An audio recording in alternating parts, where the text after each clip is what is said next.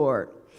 Woody is currently working as our PARO director, so Public Affairs and Religious Liberty at Lake Region. And he is also the chair for Conscience and Justice Council. So I'm going to bring Woody up now. I will not belabor the intro because what I will say most about him is he is just down to earth. He's just real good people. And so I'm going to bring Woody forward, and he is going to give us a very insightful presentation today, looking again at yesterday, today, and tomorrow. After the presentation, we hope to have a lively discussion on the topic and some of the underpinnings of the topic today. So at this time, please welcome Edward Woods Woody III.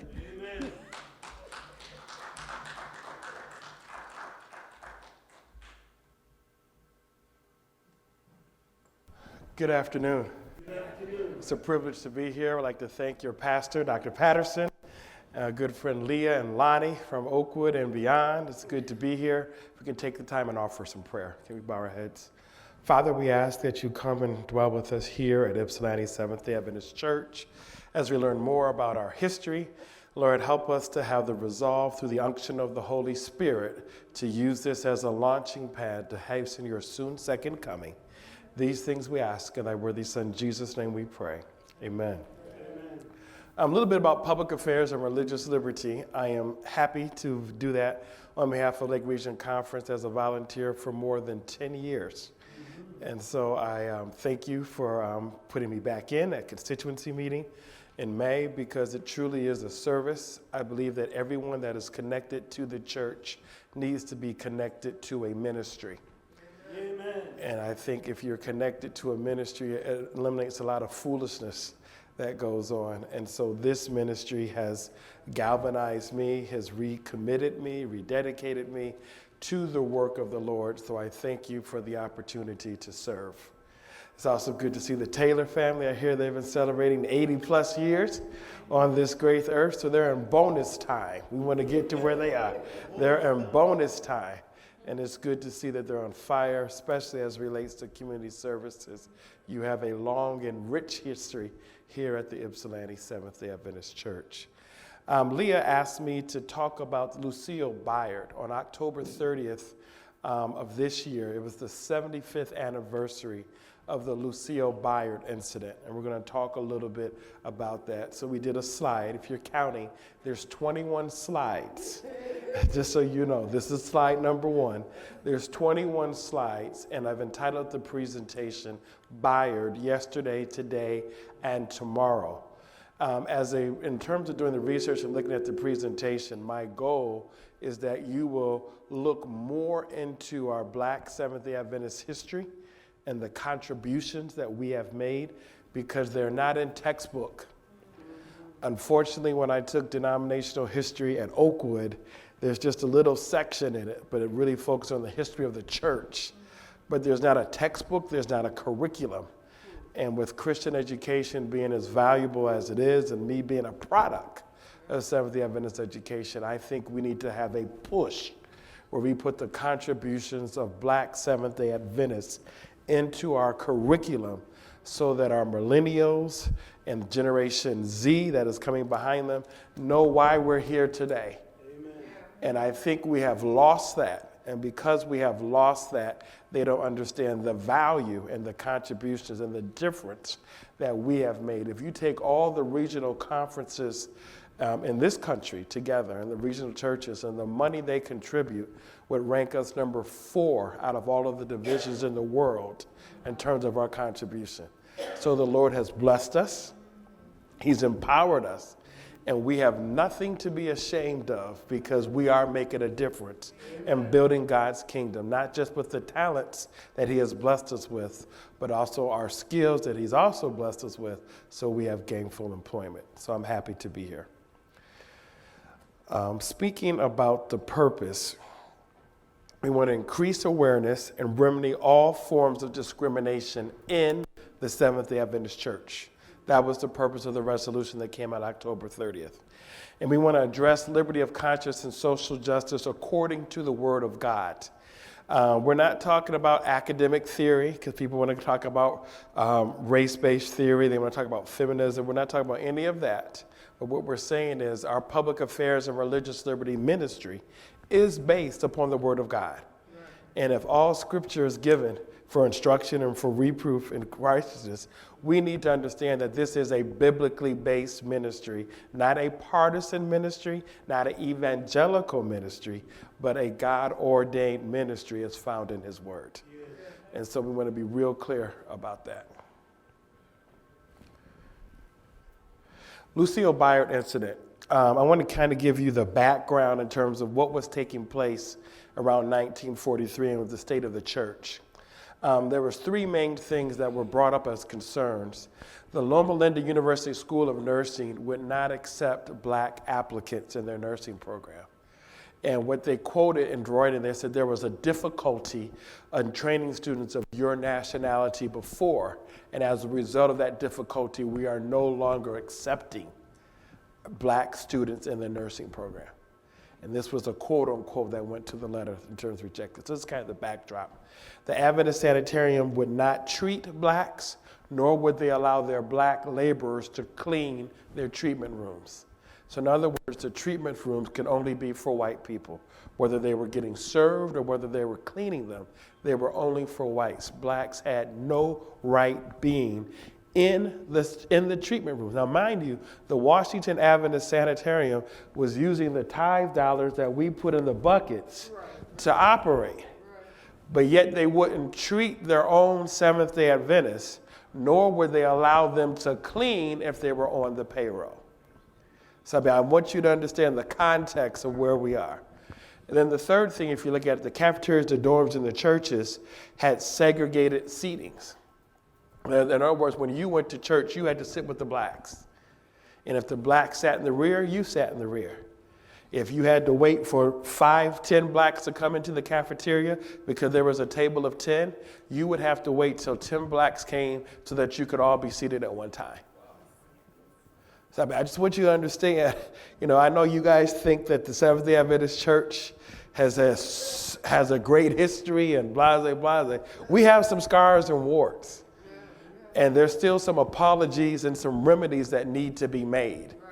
Having said that, I have no aught with the brethren, but at the same time, we need to have a reality talk about what transpired, why we're here today, and how we can integrate authentically so we can move forward and hasten the second coming of Christ. And so blacks, they weren't allowed in the white sections. This happened right here at Andrews University. So I just want you to make sure we have a clear understanding about what was going. They talk about quotas. They're talking about the number of people that had to sit at a table so you get a meal. So therefore, all the whites could go in front of you unless you had enough people. If the 10 people were at a table, you had to wait for 10 blacks before you all could get in line to eat. That's the reality of the situation. So this is what's going on behind the background of the Lucille Byard incident. Lucille Byard, just a little bit about her. She hails from New York, so she's from the northeastern area. At this time, we did not have regional conferences. So this is 1943. Regional conferences, Lake Region we're the first one in 1945. Her parents were James and Harriet Cox. Her husband was James Henry Byard. She was a member of the first Jamaica Seventh-day Adventist Church in New York in the Queens District. She was denied admission to the Washington Sanitarium Hospital not because of her faith, but because of her skin. She was basically a mixed race, black and white, so very fair skin. Her husband was fair skinned. So when they saw them, they just assumed that they were white, even though she identified herself as black on the application. But they're like, we know what white, one of the doctors, if you look at the history and the different research in the books, they thought I know what a white person looks like. She's white. And so they just, because of the condition, she had liver cancer and cachexia, they rushed her into the treatment room. And they just saw nothing of it because they assumed that she was white. And so there's different types of stories, but let me tell you the one story that you might have heard that is not true is, okay, upon finding out that she was white, they took her out the treatment room, they had her in the hallway, and the emergency door was open and going back and forth, and she caught pneumonia, and she died before she got to Freeman's Hospital. That's not true. She died a little bit over a month later. So what happened was, as she suffered from because they were trying to treat her, one of the things was they said it was against the law. Am I getting where I want to be? Hold on. They were saying it was against the law for her to be treated in, whoa, this isn't right. Hold on.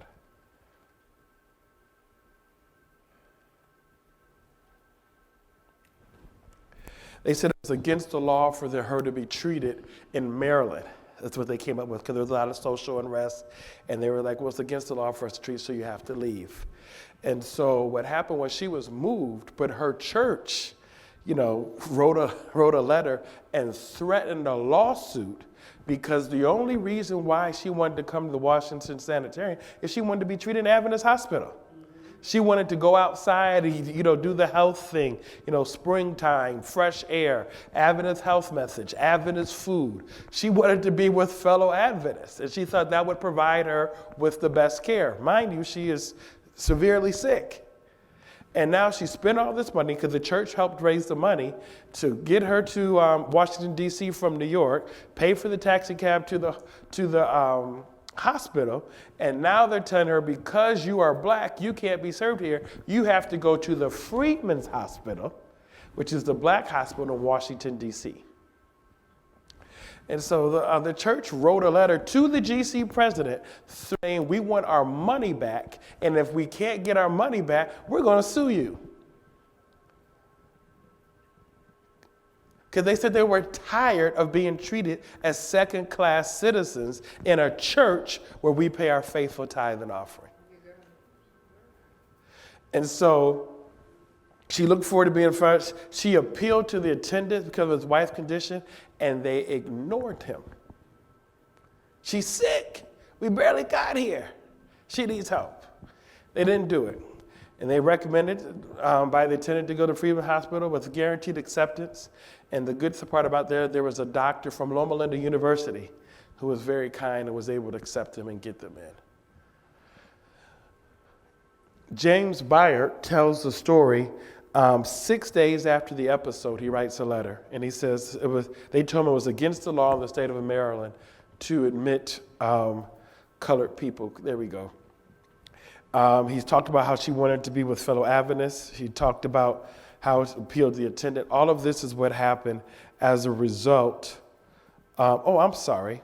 Let's go back a slide. There we go. She died at the Freeman Hospital on October 30th, 1943, therefore the 75th anniversary. This led to the formation, and this is something we have to understand, folk.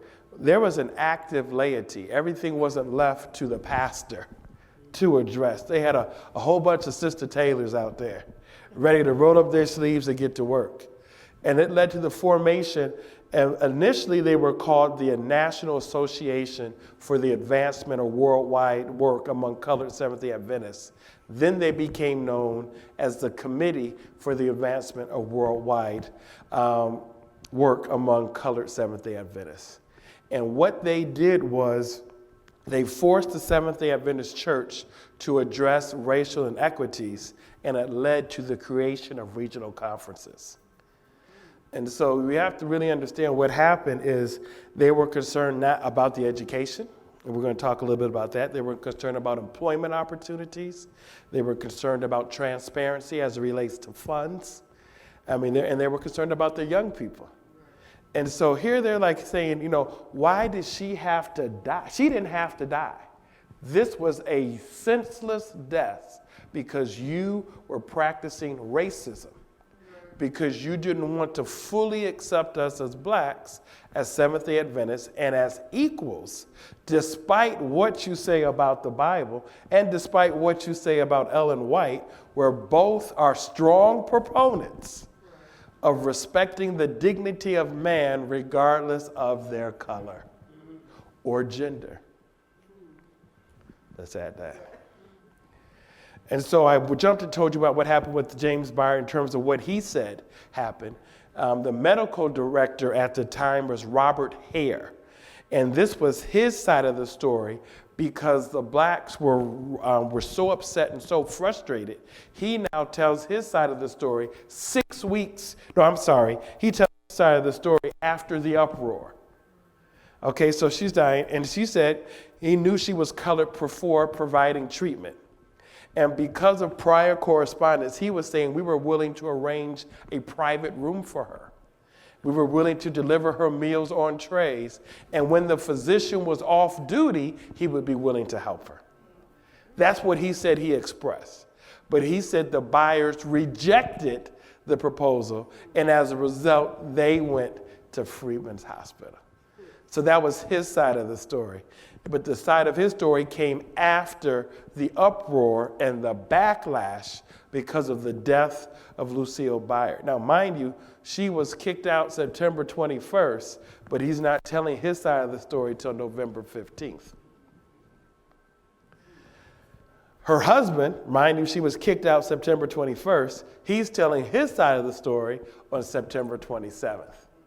And so because there's an uproar, we now have to make a statement. The statement should have been done then. Now, obviously, you or I were not there, so we can't speak to the veracity of it. But this is what he's saying as his part of the story in terms of the letter that he wrote to the General Conference. And he said he was shocked to learn she refused a private room. So this is kind of both sides of the story. And for us, we tend to go with the James Byer side. Now, this is when the laities talked up. I talked about the National Association. I told you how they came to the committee. But there were 7 people that formed the group. Joseph Dotson, and for those you might know him, A.V. Pinckney, Valerie Justice Vance. Maybe many of you might have heard of Jacob Justice. He wrote the book Angels of Ebony. Valerie Justice is his sister. A.V. Pinckney, you heard the Pinckney names in the church. Allen Anderson, Willie Dotson, Eva B. Dykes, you heard of her, the first black woman in the United States to obtain a PhD. In fact, for those of you who have gone to Oakwood, the library is named out of Eva B. Dykes. Matter of fact, they were shocked that she would leave her job at Howard University to go to Oakwood Junior College. But this was the commitment she had to Black Seventh-day Adventism versus her career. And then we had Helen Suglin and Myrtle G. Murphy. These 7 people were the leadership of the team, and they are the ones that wrote the letter and the demands. And let's talk about what they did. They spoke about the duty of the white Adventists, and they came from, the testimony 7 and 8 usually comprises much of what is now known as the Southern Work that Ellen White wrote. And they quoted it directly. You said, as white Adventists, you have a duty to the black Adventists. And what they said is you have to repair as far as in their power past injury done to the colored people. Now, you can't quote Ellen White, then not quote all of Ellen White. Right. And what happens is we parse and parcel the Bible to fit what we want. And we do the same thing with Ellen White instead of looking at its totality and its complete application. And she said, this is what you have a responsibility. This is what she said. The second thing they said, you have to show exact and impartial justice to the Negro race. This is what you're supposed to do. You're supposed to treat us as if we're your own brothers and sisters in Christ. Not talk about it, but in reality. And the thing that's so funny is, or so dangerous is, they use their actual spirit of prophet, they use their actual writings of Ellen White and apply it to them, and it goes on deaf ears. So why are you surprised when we talk about social justice that it goes on deaf ears, or they spin it to make it something that is totally not because it's biblical in nature? Why are you surprised? And what I'm saying is this is systemic white supremacy, racism, that not all white individuals follow, but needs to be repudiated, reformed, and rebuked. And then it says we want to increase the force of the labor force of colored workers. And talk about in Testimonies 9, 2, and 7. And then they're supposed to throw their influence and practice against the custom and the practices of the world. This is what she says. It's right there in Southern Work. Now, they don't want to talk. You don't hear a lot about Southern Work, and you don't hear about the welfare book. You don't hear about those at all. Now, we hear about Desire of Ages, Patriarchs. We hear about all of that. But we don't want to get into all of the other stuff because it's not palatable, because it doesn't meet our culture or our political or partisan preferences. And what I'm saying is here, they're saying this is the duty as given by the inspired writer of God that we all acknowledge, but yet we don't practice. So these lay folk weren't playing. So in other words, what I notice is lay people, we have a responsibility to know the Bible and Ellen White's writings for ourselves. It's great that we have a preacher that can do it, but you need to know it for yourself and apply it as relates to the runnings of the church. Because you can't part and parcel what you like and don't like. And you got to hold people accountable. Now, when it talks about the 4 freedoms that they talked about in their letter, this is the committee association, the one dealt with educational and medical work.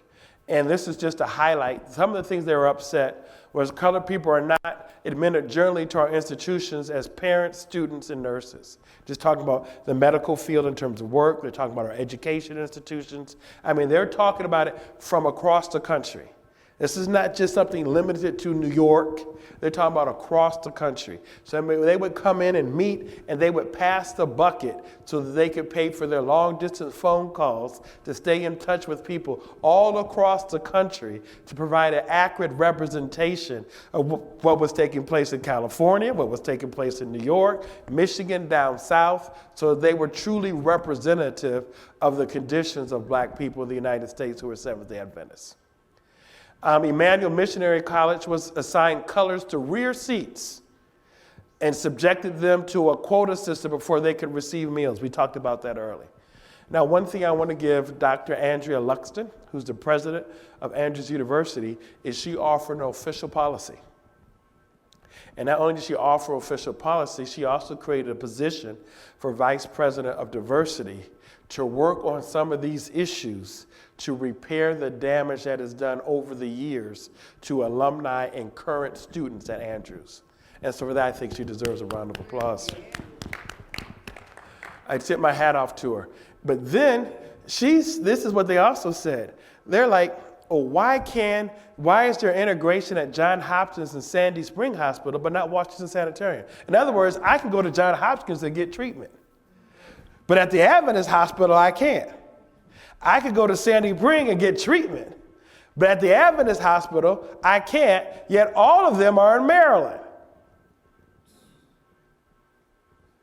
So sometimes people wonder, sometimes for blacks, we have found ourselves to have better friends outside of the church than inside of the church. And they were really concerned about that, and they brought this up. The other thing they talked about, the policy and administrative sphere is discriminatory on Christ-like. There's not adequate representation on committees of all levels. They were talking about the local, the union, and the general conference. Now, if you look at it, and I'm very grateful for the Office for Regional Conference Ministries. Our president, Dr. Jones, was there as well, met with President Ted Wilson to address some of these issues. You know, it happened as a result of the sermon that was preached in fall council. Is that the Pope? How about that? I had to see who he was nodding off, so I know the Pope never sleeps. but I know he's tired because it is his day of work. Let's recognize our area leader, Pastor Cannell Cadet. Let's happy that he's here in the house. He's my big brother, so I got to give him some love. Now I got to get back on track. I didn't expect to see you. And what I was talking about, there is not enough representation at the local, mind you, we don't have regional conferences yet, the union or the general conference. So in other words, if you were a black pastor, all you could do was have a church.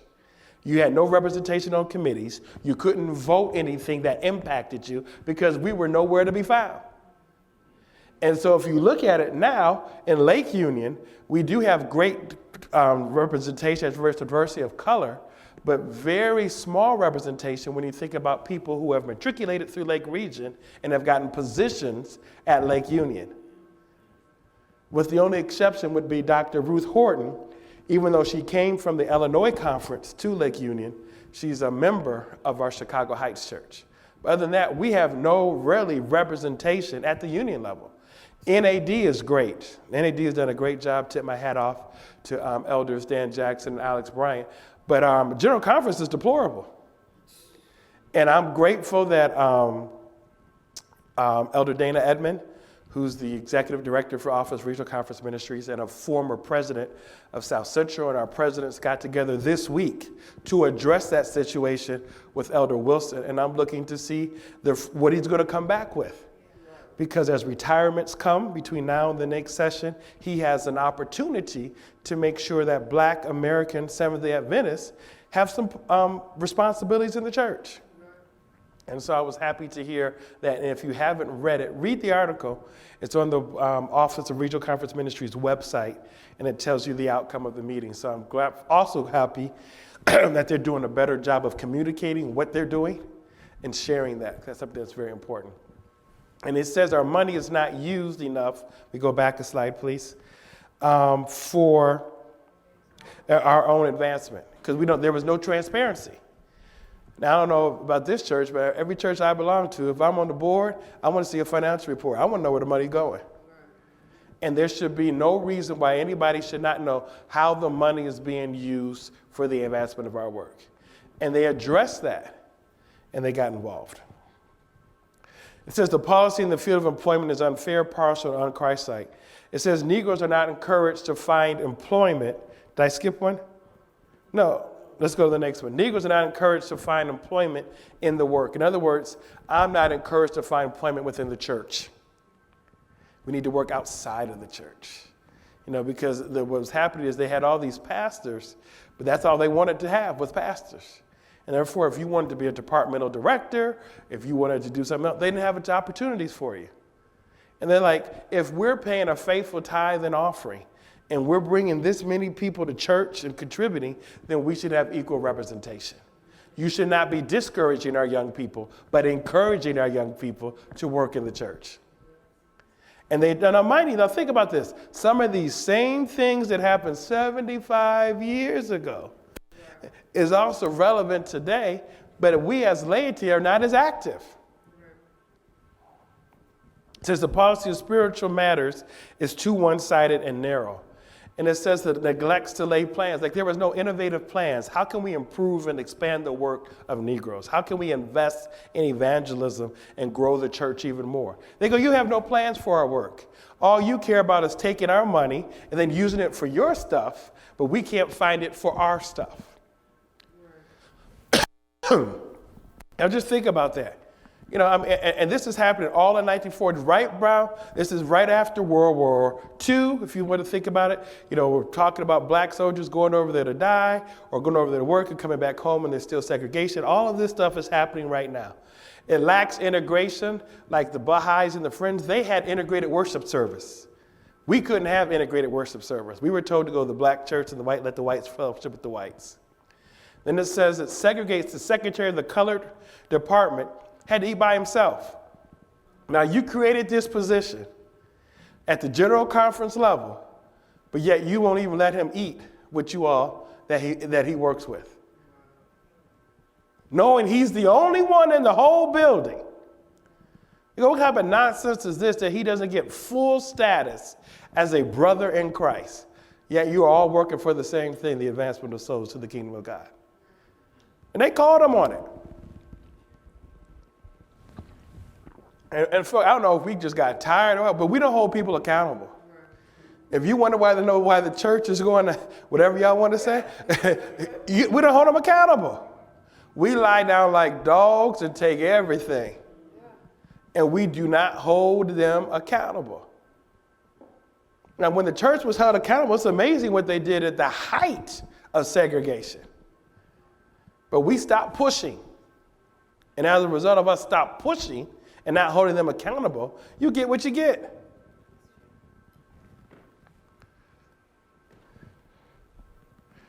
Now, this is going to the next slide. I want to make sure you have a clear understanding.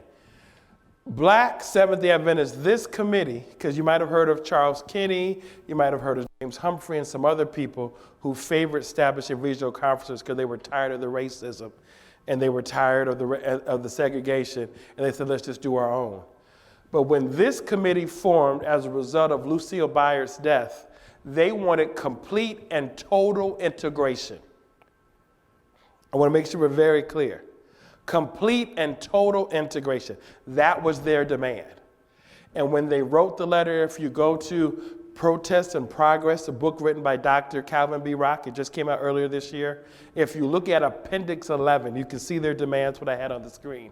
They wanted integration. They did not want separate conferences. So the president at the time, GC President James Lamar McElney, provided the white denominational leaders. And why I say white, because there's only white people that were on the committee. In other words, we couldn't even vote to have for full and complete integration. We gave them, you got two choices. You can either vote for integration or black regional conferences. So I want to make sure you understand, we did not vote at all. I want to make sure you're really, really clear on this. We did not vote. They voted our fate. And instead of voting for integration, they said you can have your own regional conferences. Matter of fact, Jay Nethery Hall at Adventist University, made the motion because he was president of the Lake Union Conference. He made that motion. They voted, instead of having integration, let them be separate. So all this myths and rumors, I was at Hinsdale a couple years ago, and they said the only reason why we have regional conferences is because black people wanted to have drums. Not true. It's just not true. We couldn't even vote. So when I say they owe us an apology that we have not received, because they did this, we didn't do this. The proposal was very clear: complete and total integration and opportunity for everyone. They said no. And that's why we have regional conferences. Not because somebody's great-grandfather voted for us to be separate. That's not what we asked for. So I want to make sure you clearly have an understanding of what happened. We didn't, this happened in April 1944 in Chicago.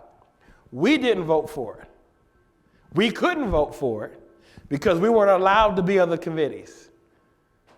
So the reason why we have regional conferences is because white denominational leaders voted for it. So you can't be mad at black people for why we have regional conferences. We didn't do it. We couldn't even vote. We could even make the motion. We could even second the motion. We could even ask questions on the motion. So West Indians mad at Americans, Americans mad at West Indians. Why? You couldn't vote. This is not our doing. We asked for integration. They told us no. And they still haven't apologized.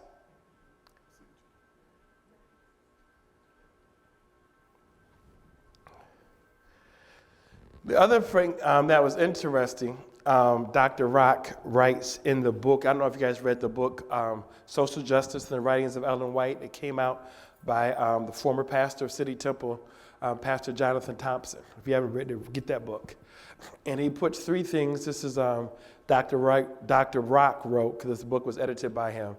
And he was trying to say how we are shaping Ellen White's writings to justify inactivity for today. And he says protests brought by Christians in Christ's time would have brought sanctions and certain death. In other words, the Roman government did not have First Amendment rights, freedom of speech, freedom of religion.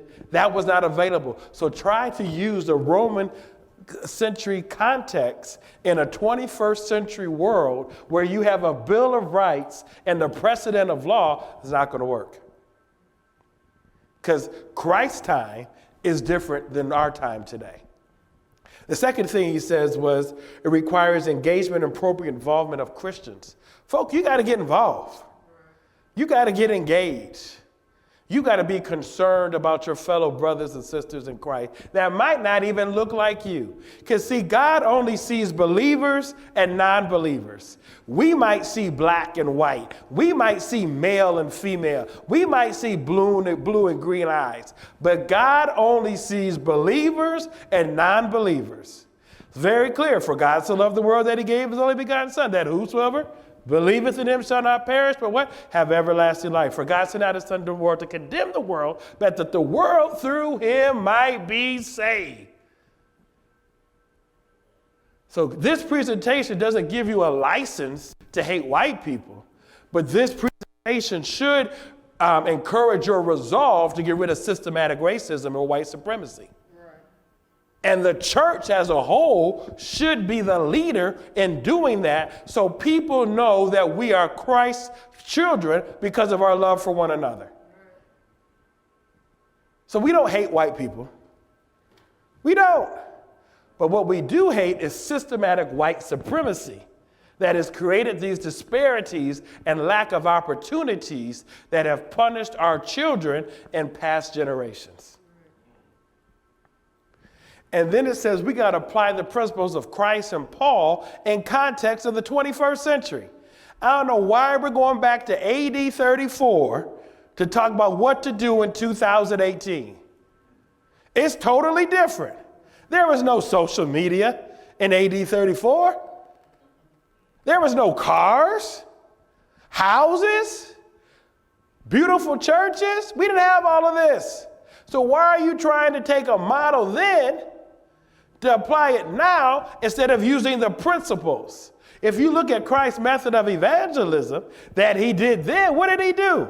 He mingled with the folk, all including Samaritans. He mingled. Then what? He tried to understand their needs.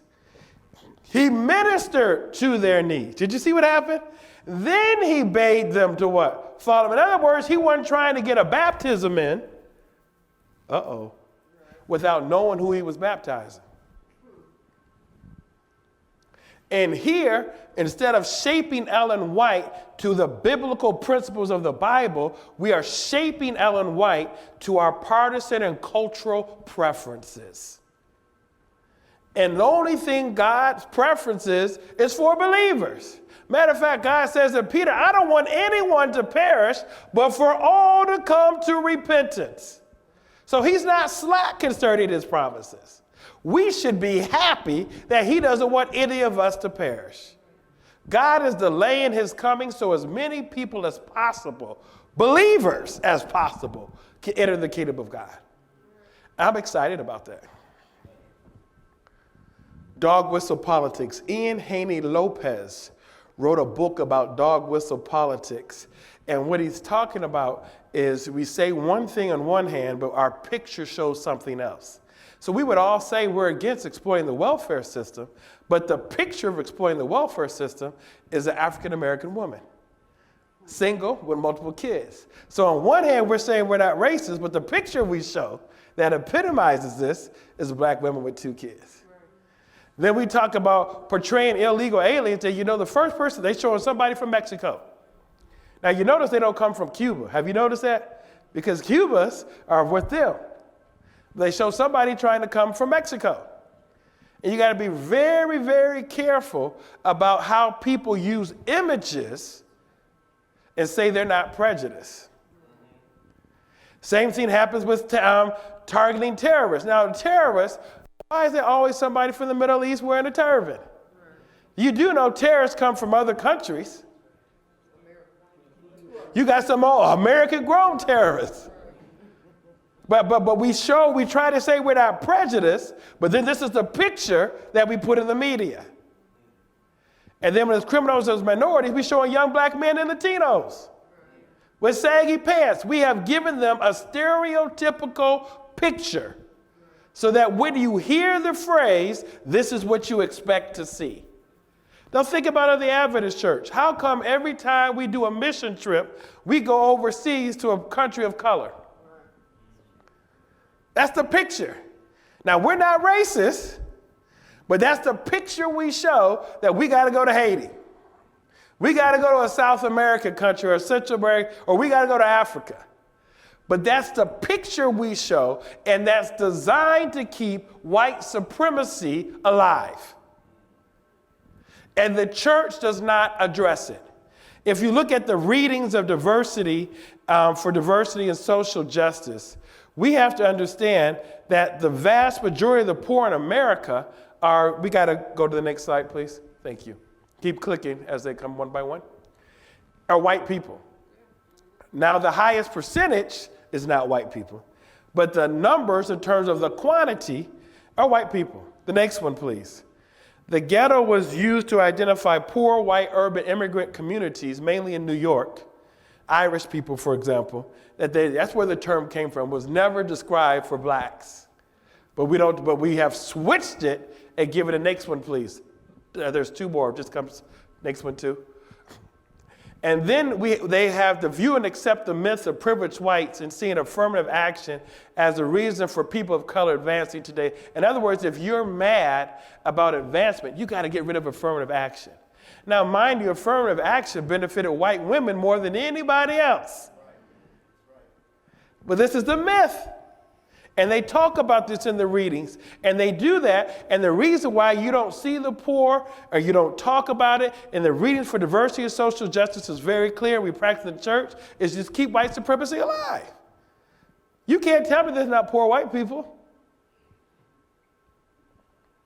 But we don't show it, or we try to say, well, we're trying to protect their dignity and not boast. Then protect the dignity of everybody else. I'm not against that. Protect the dignity of everybody else. Thank you, Lonnie. And this is what comes if you go to the readings for diversity and social justice. So what are our recommendations? What do we suggest? We got to rebuke, repudiate, and reform systemic white supremacy and any remnants thereof inside of the Adventist church. All of it. And that means us too. You know, we can't look down on people because they might not be in our economic status. That's a remnant thereof. Because something happens when you think you arrive or you think you've been approved that you can act the way they do. We are required to act like Christ. And people will know our love for one another if we follow Christ. That's why we need a daily and fresh baptism of the Holy Spirit. Because it's not once saved, always saved. The second thing we need to do is we got to include Black Seventh-day Adventist history as a part of the Seventh-day Adventist curriculum throughout all education levels of the General Conference. I don't care what country it is. Because the reason we have our structure, regional conferences, the reason some of these, they need to know. That is not our own doing. The truth needs to be told about what happened. And although we have a shameful past, no church is perfect. The Bible says that we confess our sins. He is faithful and just to forgive us from our sins and to cleanse us from all unrighteousness. And so we need to do that. And then we got to strengthen the power ministry. Folks, we got to get back to what made us strong. We cared about the community. And if something impacted somebody in the community around our church, it impacted us. And we would go to the police station, we would go to City Hall, and we would speak up. And as Proverbs 31 tells you to speak up and advocate for the poor and the needy. It says it right. It's biblical. But y'all getting colonized and want to use their definition that is political, even though God says it. And so therefore you are in arrest because you want to be liked versus trying to be saved. Because they don't have a heaven or a hell for you. This is biblically based. And we got to get involved in public affairs, religious liberty. Stop doing religious liberty where's my Sabbath accommodation letter, Liberty Magazine campaign, trolling Sunday Sabbath legislation. That is a service. While the Lord is holding back the winds of strife and revelation, let's get some souls for Christ by representing his example in a dying world. This is our responsibility until he comes. And folk, they don't want to hear any more sermons. They just say, can somebody just show me Christ?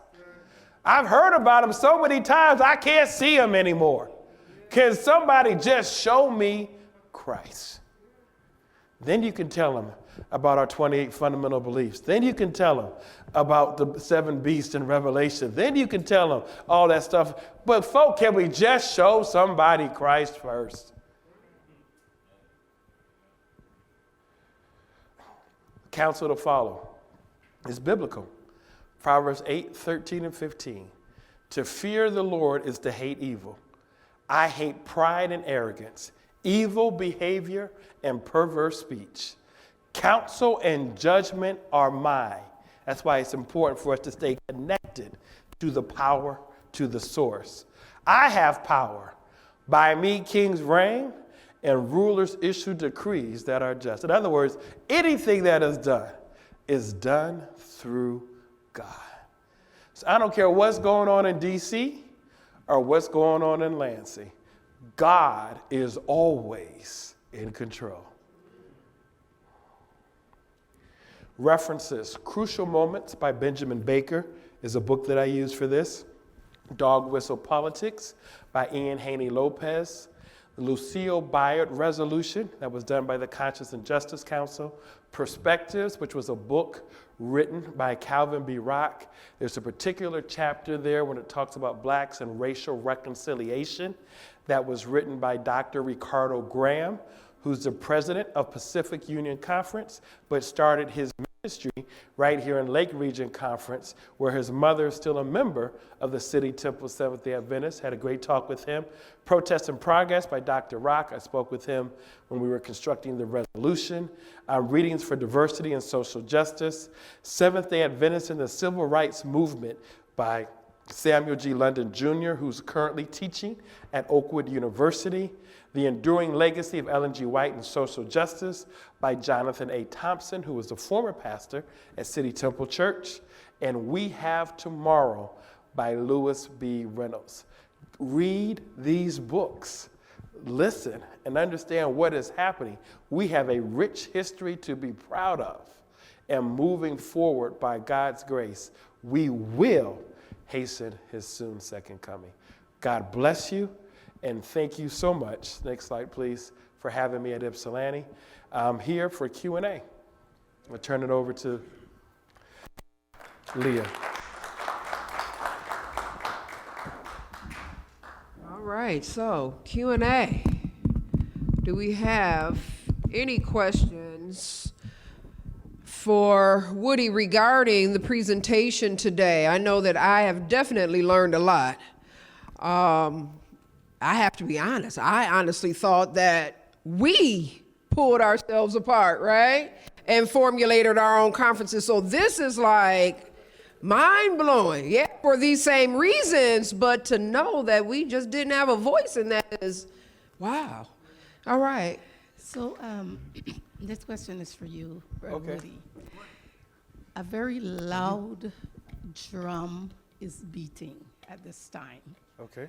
And the drum that is beating it's called the unity drum. I'm Right. giving it that name. You know, we need to come together. But now I'm learning that in order to come together, we need to understand our history. I never knew that we couldn't even vote. I was born and raised a Seventh-day Adventist. I'm like third generation. Amen. And I never heard of black Seventh-day Adventists, not even of our schools. Never heard of it. I knew about, I'm from the Caribbean, I knew about Caribbean Union College. And then after that, it was Andrews and Loma Linda. Never heard of Oakwood College. It's part of the myth. It's part of the myth. So let me just finish the I'm sorry. question. I had to put that piece. Okay, you give it. That was the preamble. Okay. Yeah. That's fine. That's fine. Yes, it was part of the myth, steer you away or whatever you call it. My question is, the drum that is beaten is coming from our white brothers. Do they know our history? Or our history? And when I say our history, I mean collectively as Seventh-day Adventists. Who got us to where we are now? Well, first and foremost, thank God for God and the Holy Spirit. But I don't know whether or not they know our history. I mean, everybody is different. And so I don't want to make a blanket statement because obviously there's some good ones out there that I'm working with that get it. I think the best book I've read on someone that's actually understood what it means to be theologically woke actually comes from the pastor of River City Community Church. It's not an Adventist church in Chicago, Illinois, but I just finished an article that will be published in January for the Lake Union Herald. It was the 55th anniversary of the letter from the Birmingham jail. And it was, Dr. King was talking about, 8 white clergy told him to wait. We don't want this. Why are you coming into our town? The phrase injustice anywhere is a threat to justice everywhere came out of that. And he said there was a few exceptions. But what I want to get to with Daniel Hill is, and this will be in the Message magazine article, is he got it. And I'm not saying there are not white ministers in the Adventist church that don't get it, but I'm just saying he got it because I actually read his book and I know he got it. And unfortunately, there's conferences not done by the Adventist church, but did you know that there's a white conference that's coming up in March in Des Moines, Iowa, that talks about systemic racism and the role we don't talk about that. If you notice, we don't have any diversity that's teaching that. We don't have anything that's trying to show and break down the walls. I mean, there's not going to be a segregated heaven. And so, I don't mind talking to whites. People want to know your experience, what have you, interacting and engaging. None of that bothers me. I think we should do more of that, have more discussions. But I don't know if I don't want to be somebody's show and tell or token to say, oh, I know him, he's my friend. That doesn't help what is happening. And that was the only pastor that I've actually read the book that got it. Yeah, when I say get it from inside out. And I'm not saying we don't have any, I'm just telling you I don't know who they are. The other part of my question is, that's the one side. I'm sorry if you think. You just dominate the whole time. Because I'm leaving in 2 minutes and I want to say, this sister. I'm just kidding. So the other side of my question is that I talked about our white brothers, if they get it. Our black brethren, I know they don't get it. I was at Pell, not last year, I think it was the year before. Okay. And I was so surprised to learn that as soon as our black brethren become middle and upper middle class, they go over. They go over, what are you trying to say? They become colonized? Uncle Tom's, what do you say? They're in the other conference. Oh, I don't think that's true. They said that's what they said, they told us, they said about 62%. Of our African American pastors go to the state? Not pastors, members. Oh, now I'm glad you said that. I said we need to have some data. I spoke to Elder Joy McCoy about it. He's a great historian. If you guys haven't had him, he's way better than me. Get him. But we don't keep data. And so we don't know why people are, you're talking about members. Why people are leaving. We speculate, but we don't have data. And that would be something, I would like to know here, because we have members going to the Michigan Conference, Indiana, Illinois, Wisconsin, and Minnesota. We're losing. I don't know how many we're losing. I don't know why we're losing, but we're not keeping data. Or if we are keeping data, we're not sharing, the information with the constituency. So I agree with you, but I would like to know, because speculation It's just hard. It's hard because this might be, one might be pastoral where something else could be the conference structure. The state conferences, you have more of a say in selecting your pastor than you do in the regional. Is that really a reason to go? I don't know. Some people have personal issues with members within their own church and they leave. So, there could be a combination and a variety of other reasons, but I think we need to have some good data to see why people are leaving and make it Adventist based. The Barna does a lot of research stuff. The Barna group, if you want to see some trends in what's happening with millennials and stuff, but that's usually outside or across denominations. We need our own data for us, and I think that would be something that we should be recommending, and I'll add that as a recommendation based on your comment, that we need to do a better job of collecting data. Thank you. Someone else? Cleo. I may even pass on this question because I don't know if this is time nor the place. Because I remember even as a child, I would ask my mother questions about the Black Seventh-day Adventists and how we basically, what was our connection with the white Seventh-day Adventists and why are we here and they're there. And I would see differences even in our CAT meetings, that sort of thing. And it was always shut down. They never discussed it. You just continue paying your tithe. Who's they? My parents. Okay. And her generation. That's fine. Just pay your tithe, you be faithful. So I guess I'm just using the term, show me the money, because we send our money to GC, is that right? Mm-hmm. But whenever there's a need within our congregation, I guess it's given to, I don't know who's at the top, I don't know if it's like a region or whatever, but it's always said to us, we don't have it because the tithe base goes to GC, but yet GC does not reach back and do anything that I know of. That's well, the money comes back. It's just the question is, what can we do better? And, some people feel are advocating for like a 1% stay with the church because we have capital improvement needs, we have an older base, so we can make our church available or more accessible for people with disabilities. Tithe money is something that's just an absolute no-no. You fool with the tithe money or do anything with tithe money, it's grounds for termination. But let me see if I understand this. Now, tithe money is to go for the improvement of his church, to reach out to the world and all those things, and to keep his church functioning as well. To some point, our schools are dying. There were things that they could have, money they could have given back, that we could have our schools maybe functioning at the level they should be. Maybe a lot of that was us too. I know that in the conference we did put our hands in the cookie jar, just a nice way of saying it. But at the same time, I know that a large tithe base from Black Seventh-day Adventist churches go to the GC, a huge amount. Mm-hmm. And I know that our churches are suffering. And I know that theirs aren't.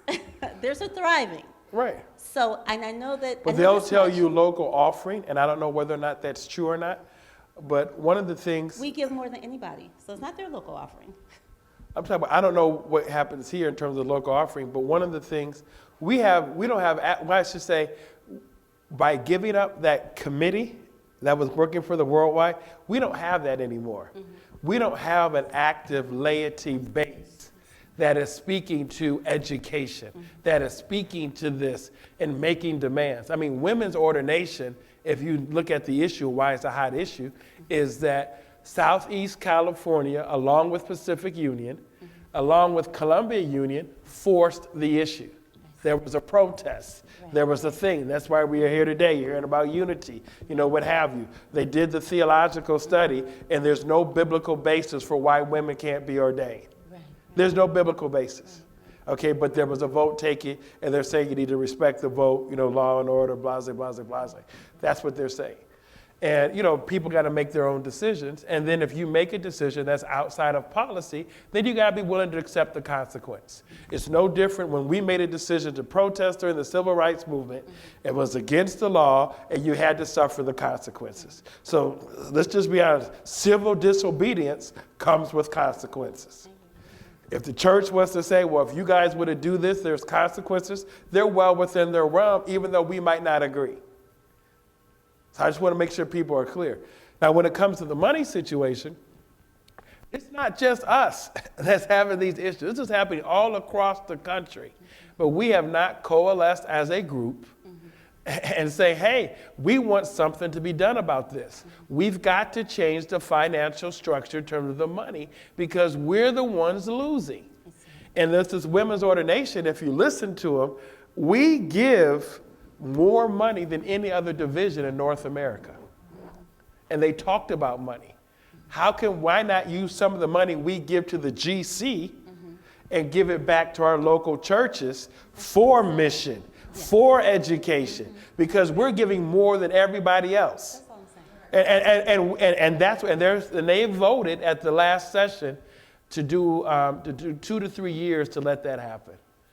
And I think there's some merit to it. We should, they want to say too much is given, much is required. They want to talk about budgets, blase, blase, blase, blase.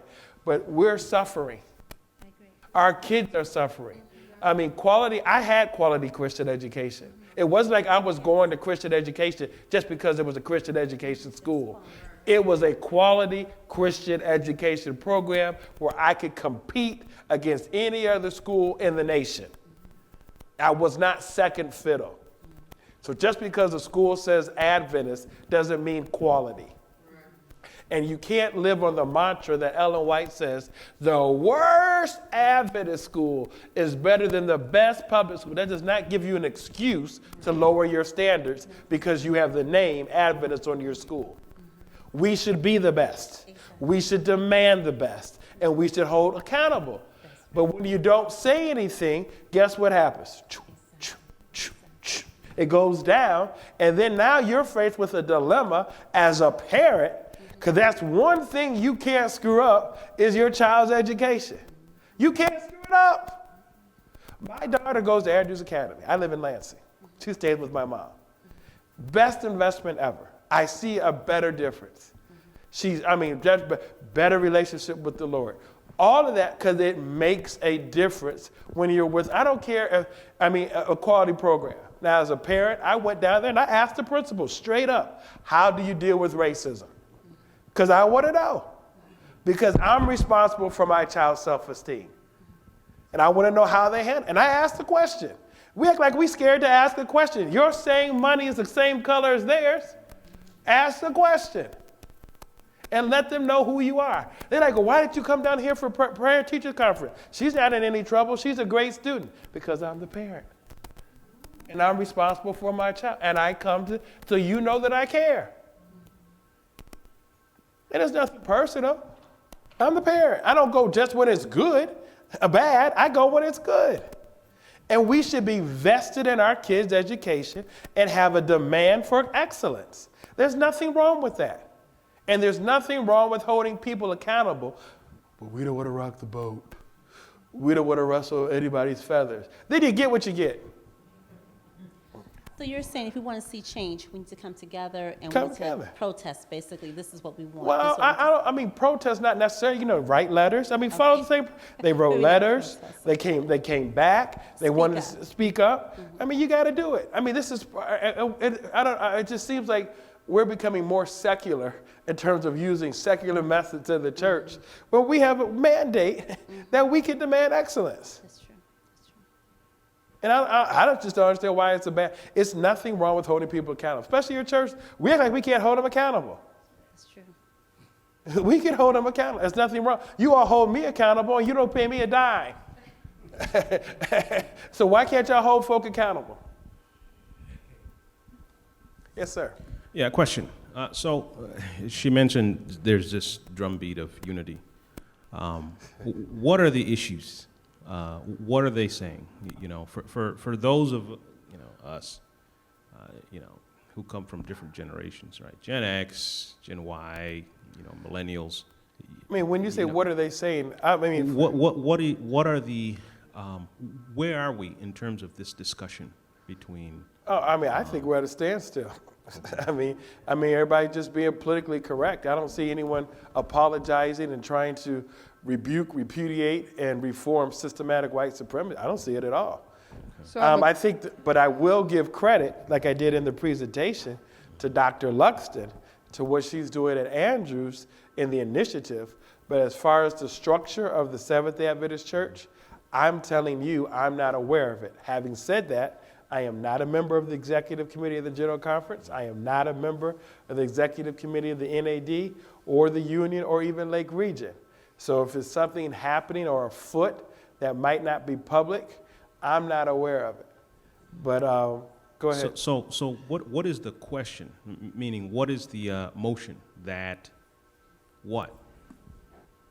What is the motion say it again? That what, the regional conferences dissolve into the state I- conferences? I'm definitely not What is- advocating for that at all. Meaning, you know, No, what, so what let is me the- ask a question of clarity, Paul. Are you asking what is the quote-unquote mandate that came from GC? Are you trying to understand what this Yeah. unity Exactly. conversation is all about? Exactly. Okay, I'm trying to understand, what is the drumbeat? Oh, well, that's for anyone that's outside of compliance. It was obviously driven by women's ordination, but it's saying anyone that's outside of compliance, this is what they're going to do.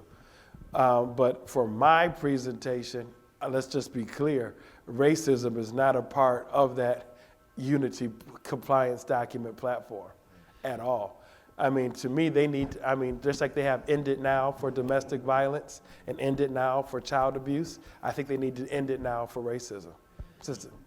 So can I kind of add to that, based upon the unity document, it did include the women's ordination piece, but it also spoke to culture, right? So there needs to kind of be a unified or homogeneous look at what culture looks like within the Seventh-day Adventist Church. So it must be in alignment. So there was a conversation, or almost like an uproar, that dealt with whose culture, right, should be adhered to, and what culture should be, right, kind of done away with. Whose culture is one that may be punished, right, if the continuation thereof. And there were like steps to the consequences as Woody spoke to. So there are consequences if not adhered to this cultural unified, right, drum beat or march. I have a different outlook on the matter, subject to correction, of course.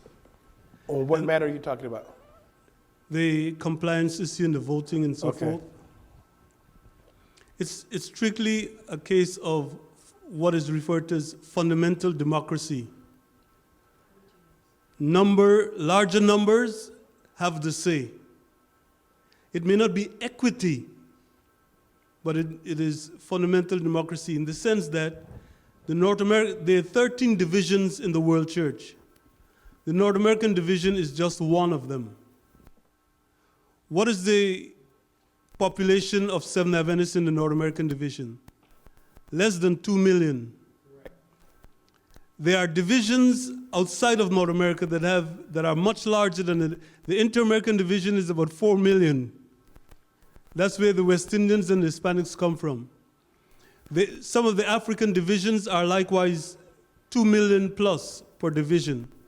But when you look at the 12 divisions versus the one division, the votes are carried naturally to those who have the majority.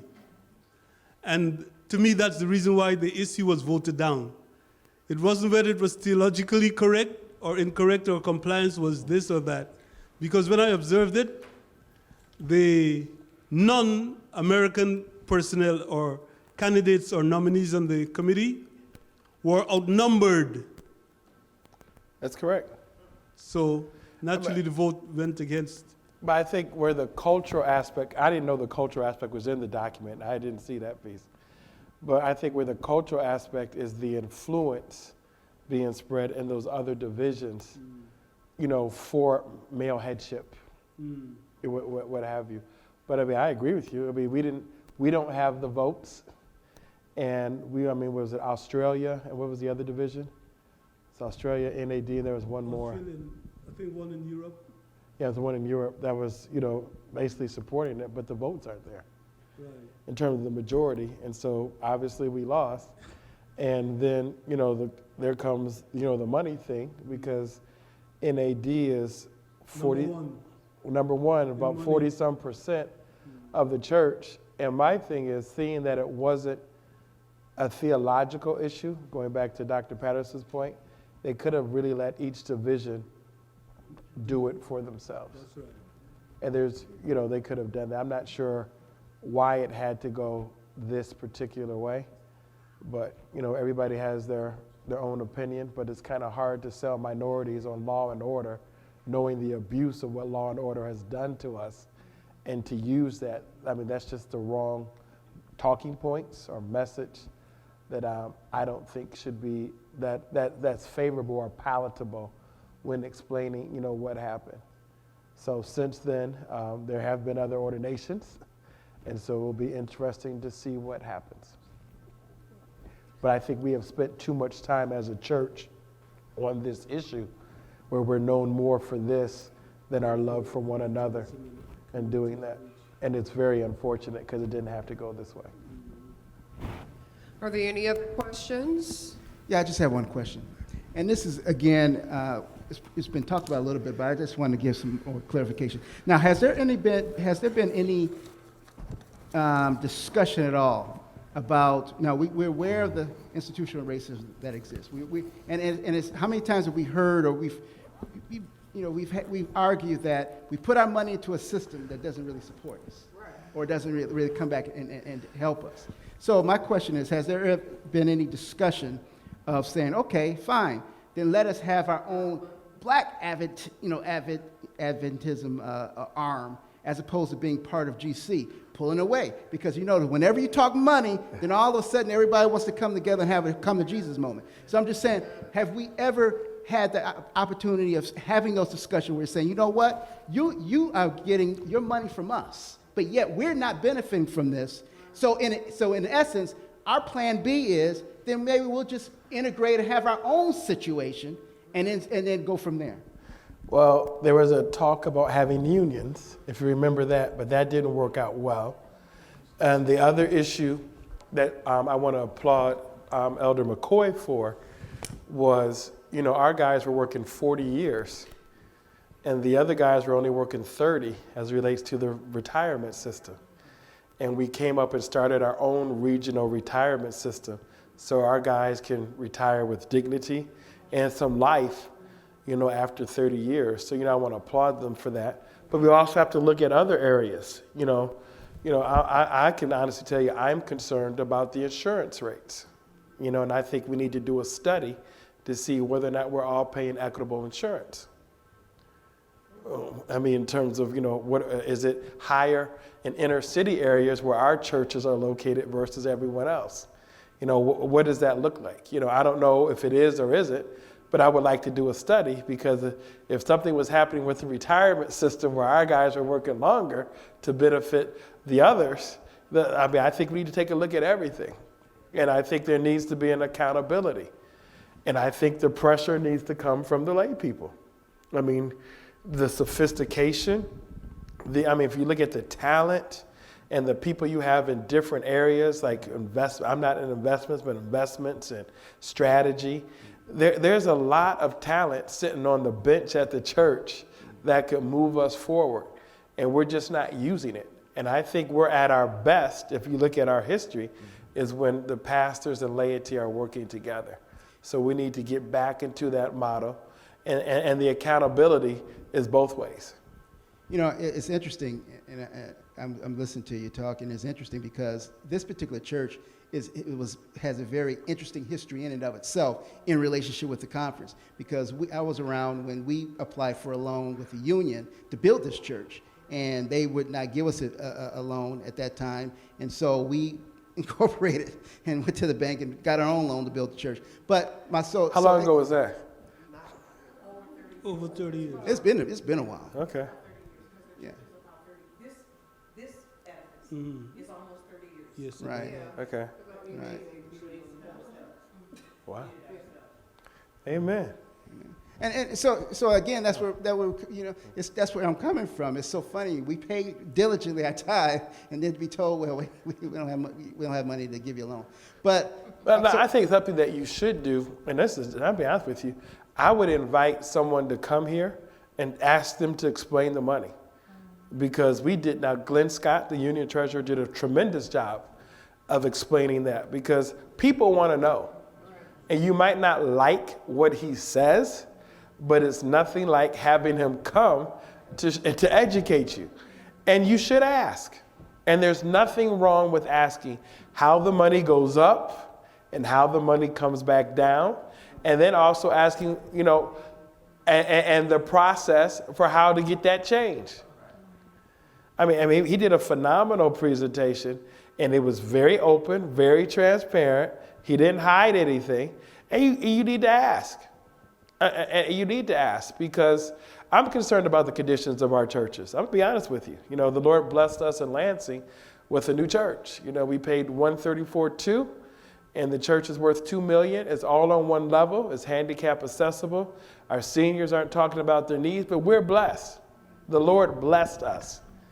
But you know, are there more deals like that out there? You know, in terms of other churches, I'm concerned about the schools. I mean, I'll be honest with you. I am concerned. I would love for my daughter to be at home with me, to be at school. But I mean, it was a sacrifice. It was a decision that my wife and I had to make, and the Lord's blessing it. And I want the same thing for my son. And if people don't want to be held accountable, you can pull your kids out. Don't let people demonize you and put you in a hell or make you feel bad because you want to do best for your kids. You can demand accountability. And if they don't want to provide it, you have options. And the Lord will always make a way. Lonnie? Oh, I have actually a comment, because one of my friends, he's actually teaching at an academy that we all went to, and he's getting pressure, job pressure, to switch conferences if he wants to keep employment working in their conference and not being a member in that particular conference. And I thought it was really strange when he said it, but he's like, no, they're really pushing the pedal down. It's like, we need you to switch over. Switch over to that conference, to the white conference. He's in Allegheny East, but he's working for Potomac Conference. No, I got it. And a lot of people's like, if your kids go there, you have to switch if you want a discount. It's kind of like. Well, what they do is, I mean, let's just face it. I mean, I know if you were a member of the Michigan Conference and my kid goes to their school, there was also a church subsidy that you were able to get. So that's a way to do it. I know most of them like to have their teachers, you know, in their schools, you know, in terms of doing that. I think people should be free to go where they want to go, but I also understand that showing support for the local school and having them there, their teachers, is a benefit. So unfortunately, you know, I have mixed feelings on that, you know, in terms of that, because I mean, I do see a benefit of having the person that actually teaches you there, but the school you went to was so overwhelmingly with kids from Allegheny East. I just think that there could be an exception, because it's something nice about seeing your teacher, you know, at church. I mean, I see a benefit. And I mean, case in point, Patrick and Paul's mom, aunt, Rose Graham, taught elementary school at Ruth Murdoch, but she was a member of our church. And we had kids that went there that she taught, and they were happy to see her. So, I mean, I would look at your broader constituency and say, hey, can you make some exceptions? That's how I would look at it. Because obviously your constituency is not just Potomac Conference. You have a lot of people in Allegheny East who are not sending their kids to Pine Forge. They are sending their schools to TA, or what's the other one, Spencerville, what have you, if they're over there. You know, why not look at a broader lens? I guess I would like to add to that just a statement, and I think, Sarah, did you have your hand? Sarah, and then Pam. But I did want to make a statement about that is, you know, when we're looking at it from a lens through society in general, white flight tends to happen. So if our school systems are breaking down, right, and they're not at a point where we would feel comfortable in sending our children there, when we send them to the white schools, then they turn around and they, right, pull up out of it. And so we're always seemingly chasing what we think is better because they have, right, their hand on the purse string. So I think that becomes kind of like, you know, we're kind of pulled, always still looking at it from a place of, right, segregation. So I think we really do need to look a little more deeply into the educational structures and systems. Oh, you have it already. Okay. So Sarah and then Pam. Okay. Going back to that slide that showed the separation, the vote that separated the conferences, was there any pushback from the African Americans to against the vote? Or They did they couldn't just sort vote. of go along with it? They couldn't vote. But they didn't object or anything?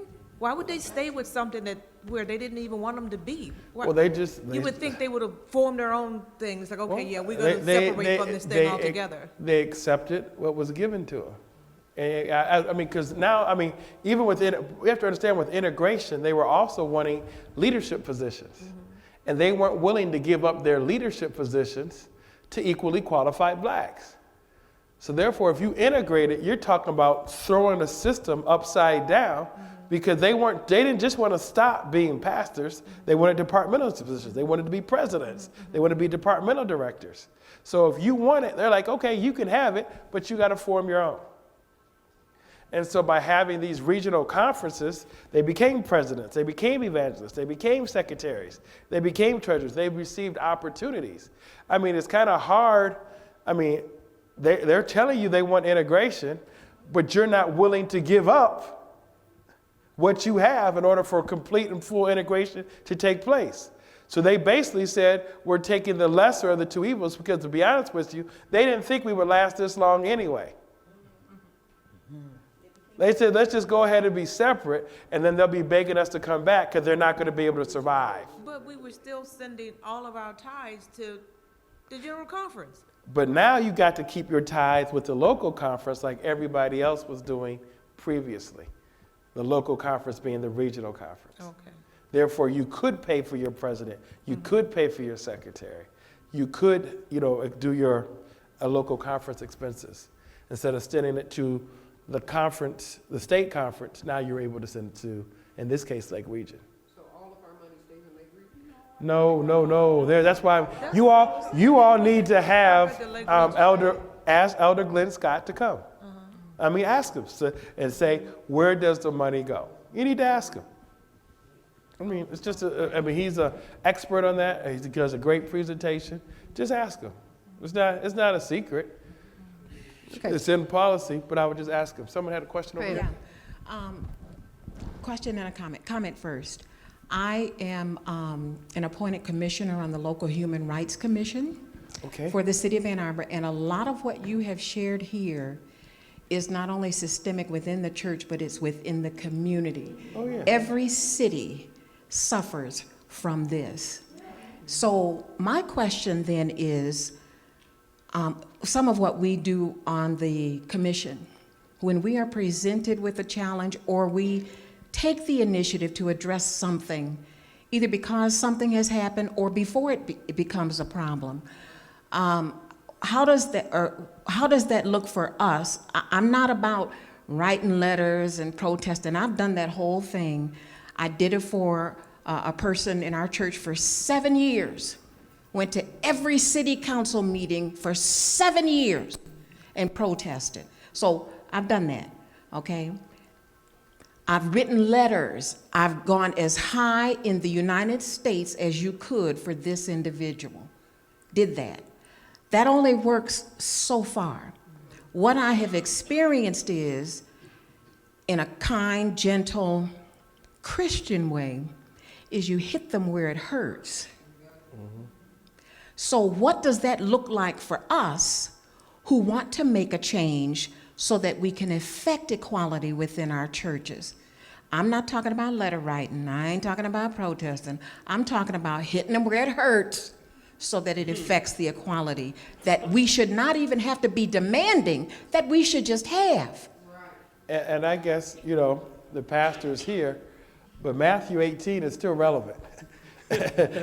Before we get to where you want to go. And they did this. Because they tried to work within the structure. And I'm a big proponent, that's why I do public affairs and religious liberty, of doing the change, for me, inside out. You have some Adventists that want to do outside in. And I'm fine either way, but Matthew 18 is still applicable whether you're inside out or outside in. Can I ask another question, or I'll give it to Sue? I might be intimidated. Not yet.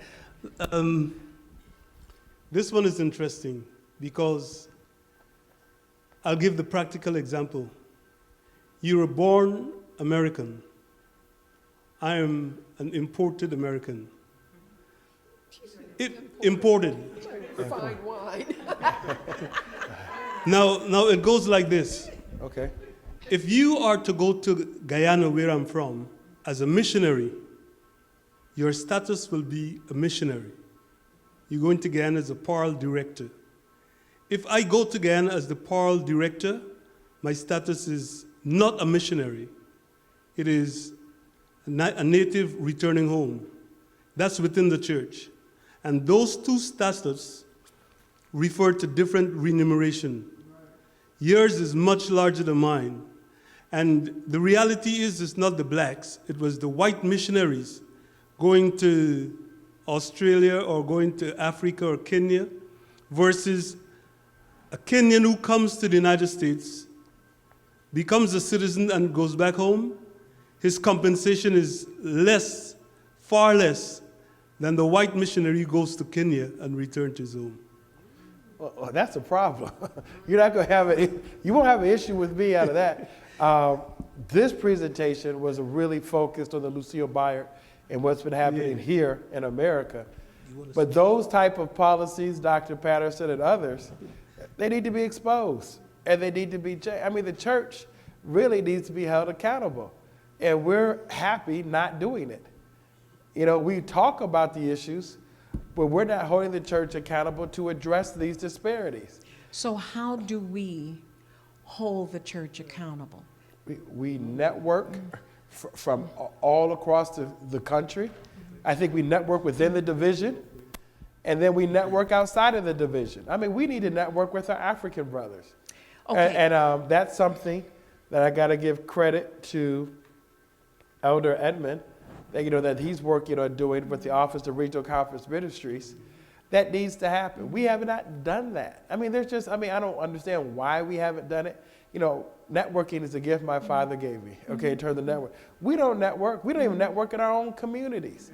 And so therefore, if you want to get something done, you don't have the resources or the wherewithal to get something done.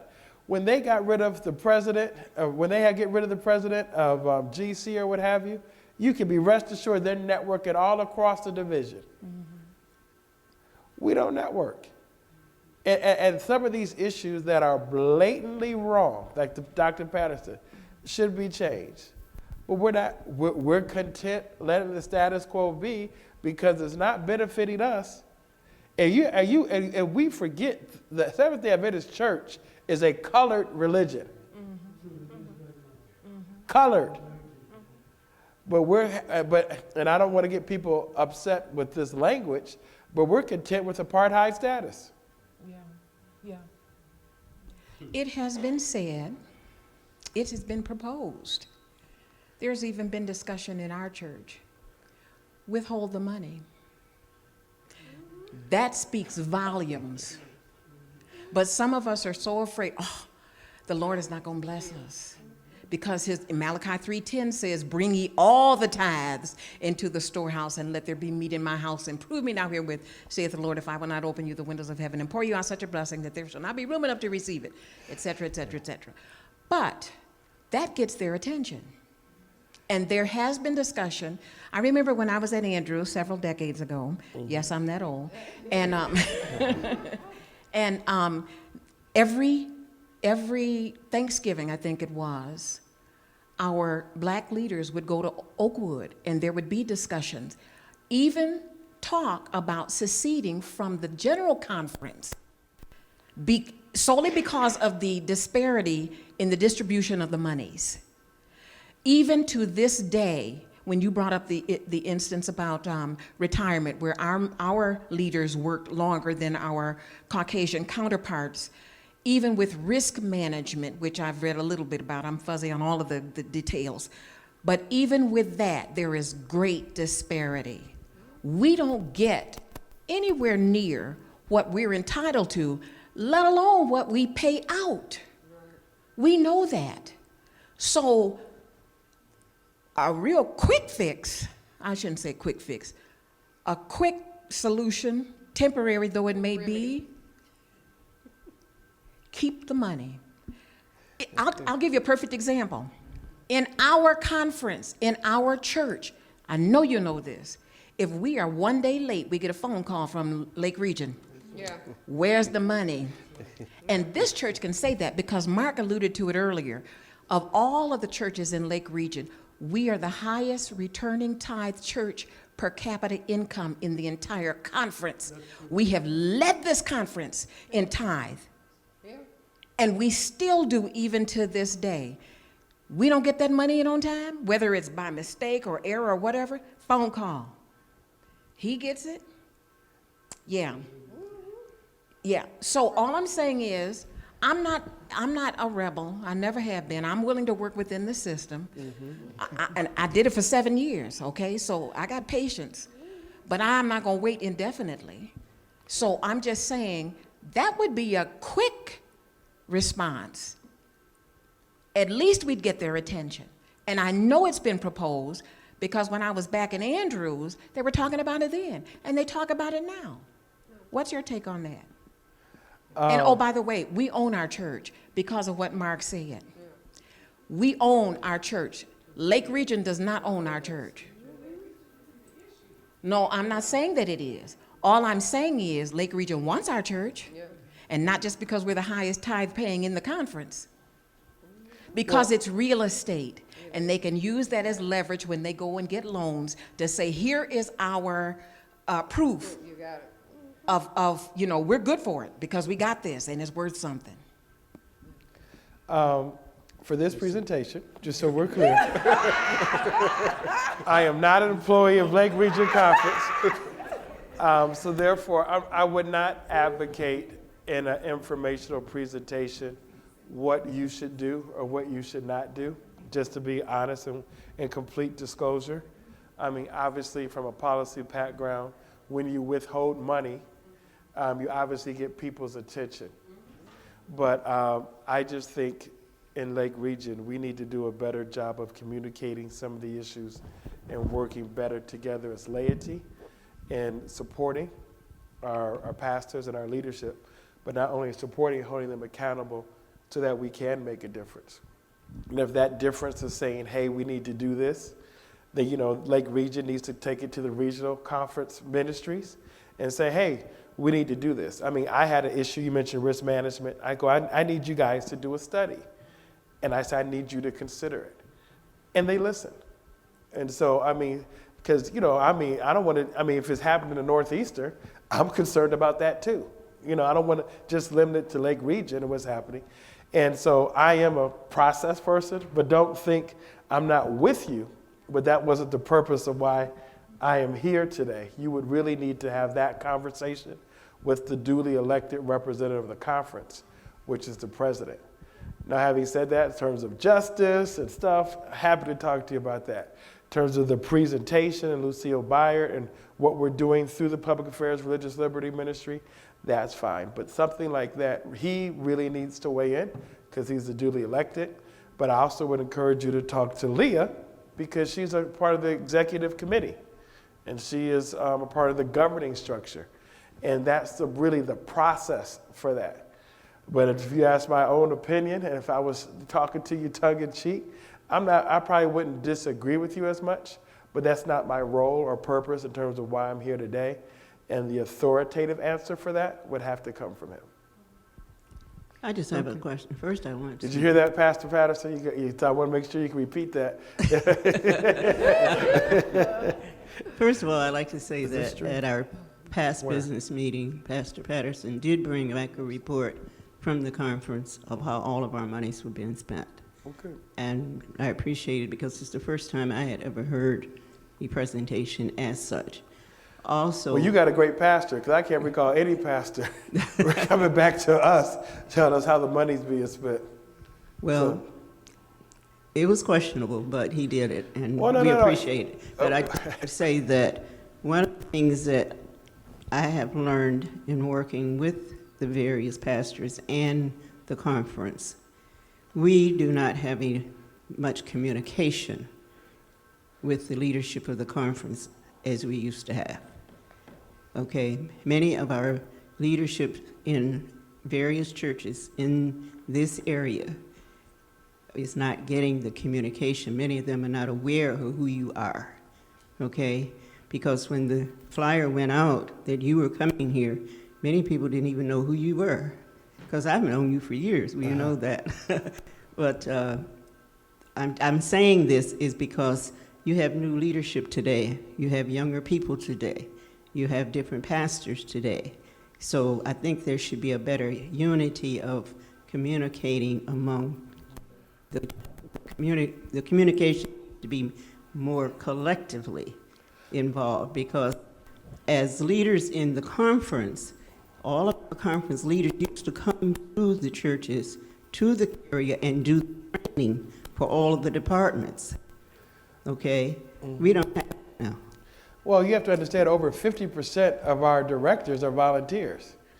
I'm not on the conference payroll, and so, I mean, and I having said that, I know I have a responsibility to come, but the invitation comes from the church. Now, we are having a Motor City training on community engagement because the conference theme for next year is health and community engagement. But you are right. I'm not disagreeing with you, Sister Taylor, but one, we have limited funds, and to be honest with you, in terms of travel, because they do reimburse us for travel, I'm out minimum about twice a month on average. So I do travel. I mean, Motor City, I've done Flint, I did Saginaw, I did City Temple, I did Conant for Martin Luther King celebration that I saw you, the 50th anniversary of his death. Right. I did Pontiac, and let me see. That's where I was invited to come, and so from I can tell you what I did in Motor City, but I do have a family and a wife and kids, and I don't mind going out, but I mean it does come from an invitation, in terms of doing that. Now, as far as my other colleagues, they can speak for themselves, but we don't have these huge travel budgets where we come, or salary, because every time I prepare, that's on my time to do it. And I'm saying that because it's my ministry that the Lord has enabled me to be in, so therefore I do it. But I also have to say I have family in terms of what I'm going to spend time with my family. So like this worked, because I got to go to church, sit with my wife, and then come down here. But I mean, the commitment or the demand that could have been given years ago when they were on the payroll, it's kind of hard to hold volunteers accountable like that. Now, having said that, if you do volunteer, I do think there should be an expectation of you going out, seeing that although you're not getting paid, you're getting your expenses reimbursed, that you should go out and travel across the conference. But I might not, there's always room for improvement, but I'm very satisfied with the time and effort I give to Lake Region, that I would be hard pressed for them to ask me to do more. So I know that the hour is well spent on this, and I believe that we've had a very, very enlightening discussion. Yes. Before we close, because this is AY, right? Amen? Amen. Right? And we do have some of our youth that are still here present. Woody, what would you say to the youth of today, right? Because we were looking at 75 years to date. Things haven't really changed. We're still dealing with some of the same challenges, same issues.